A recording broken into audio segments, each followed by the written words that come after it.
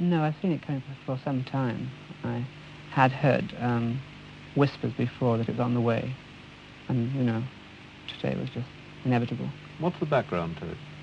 The background is that John Lennon left the Beatles about 15 months ago, but kept it quiet. He'd had enough, he was 29, he'd had enough. Paul McCartney decided last March to leave the Beatles. There were no Beatles left anyway. He's fallen out with John.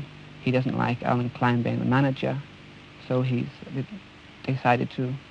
So last March he wanted to leave them, and since then, relations between Paul and John, and Paul and the Beatles, and the rest of the Beatles, and Klein, have been non-existent.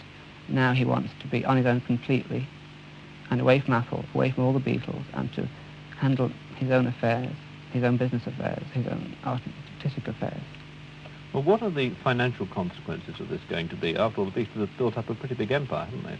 Yes, it's very awkward, really, to break up the Beatles now, because they are under contract until 1977 to be together, and all their income is pooled, I understand, into Apple, and then shared 5 ways between John, Paul, George and Ringo, and also into a further 5th goes to Klein.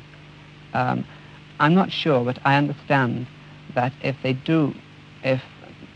Beatles and Co. is broken up, there'll be a taxation problem. They haven't, as you said, worked together for some time. No. Is their income as big as it was? Yes, they still sell records in enormous quantities. For example, today, George Harrison's album is top of the bestsellers in America, as also is his single. John's album is about 5th in America. They sell in enormous quantities.